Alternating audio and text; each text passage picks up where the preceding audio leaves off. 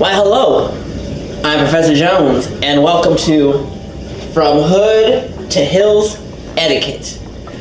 Now, this class is to teach one who is from the lower economic area, known as the hood, how to appropriately conduct themselves when they enter a new economic area, a higher economic area, known as the hills or the estates or the upper crust. You might know me from previous other works, such as my book, What is Black? What is Power? As well as my numerous speaking engagements at the Bunny Ranch, as well as a couple appearances that I've had on TV One. Traffic's backed up. In a city the size of Houston, there's always traffic. So what's the big fucking deal? What the fuck are we doing out here? I asked you. But apart from that, I like to just give lectures to help young minorities find their way from the hood to the hills. Let us begin. The first idea and cultural significant point that I would like to present to you. Number one, when you're going from hood to hills, don't kill. Don't kill. Okay, I know this is a tough one, but I have to ask, what does it benefit someone to gain the world, yet lose themselves? You put all this work and hard effort into trying to build your clout, get your career, live your life in a flourishing and successful manner that you feel is necessary for you, and then you're gonna throw it all away by just ending somebody's life and ending your life in the same process. Always remember, please remember this: your bank account is worth more than your pride. I'll even say it twice, because I'll make it nice. Your bank account is worth more than your pride. And that's Professor Jones coming straight from the heart. You have to look at people like Aaron Hernandez, and rest in peace, Aaron. Or O.J. Simpson. And you gotta watch how you talk about O.J. because the juice is loose, if you know what I mean, right? Or people like Oscar Pistorius, the Blade Runner. Numerous other people throughout the decades and the years who have thrown away all their success, all their life, because they wanted to off somebody. It's hard for famous people to get away with crimes. You watch a lot. So when you're going from hood to hills, number one, don't kill people.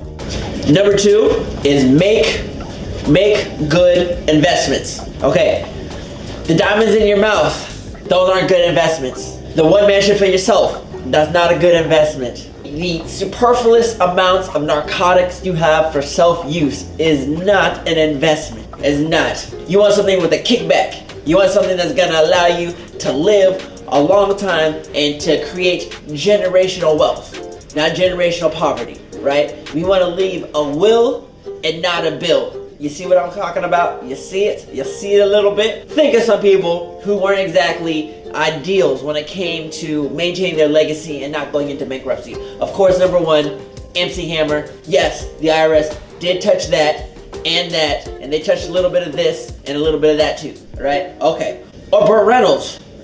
Burt Reynolds, and I believe this firmly in my heart, this was a fury of feminism coming up and taking away all of his money. I told you not to touch my goddamn car!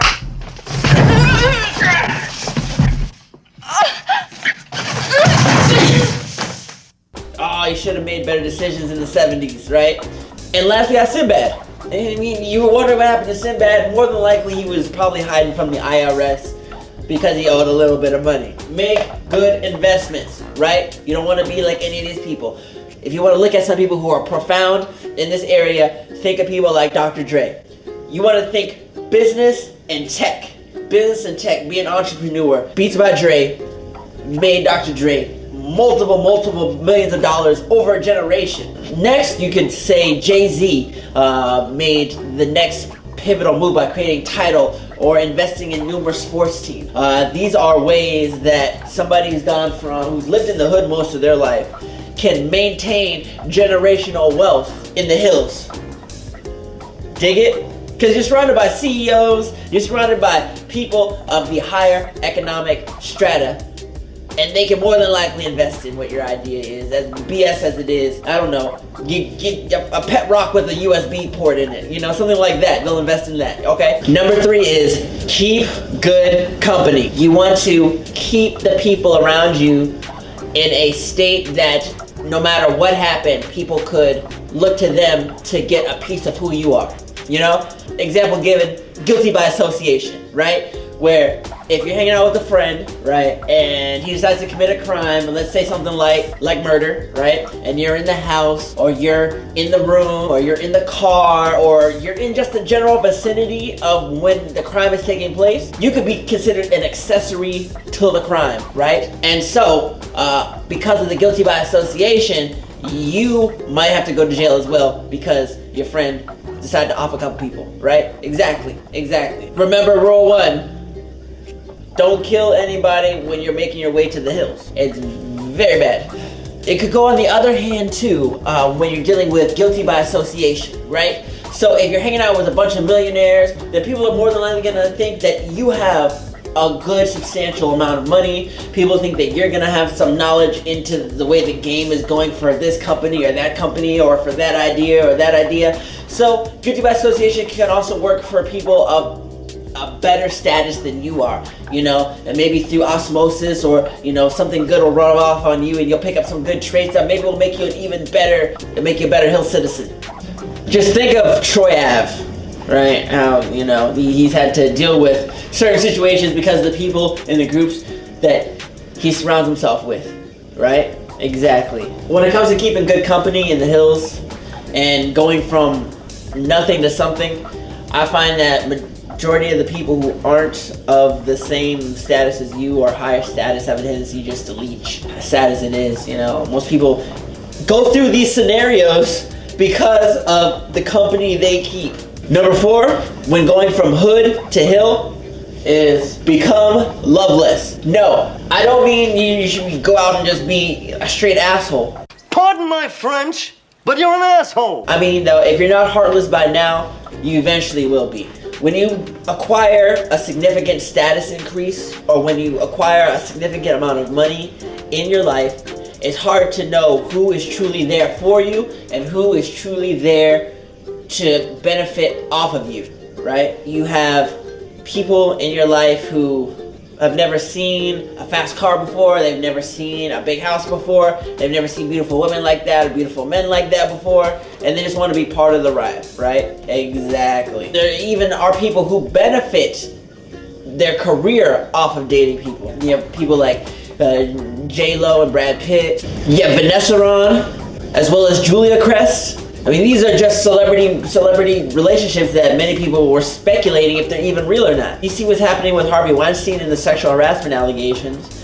So it might be beneficial just to be in a monogamous relationship, but then you want to make sure that who you're in a monogamous relationship. Yes, I'm a professor that can't say monogamous, all right? But regardless, when you're dating somebody in a monogamous relationship and you are very successful, it's hard to know if you're being played. Example given, Rob Kardashian. Yeah, I have no sympathy for Rob Kardashian either, right? Because he should have became loveless, right? We tried to tell him. We all tried to tell him. Everybody within the African American community were like, Blac Chyna will hustle you. She got a body count like Hannibal Lecter. Bro, don't do it. And he did it. He did it anyways.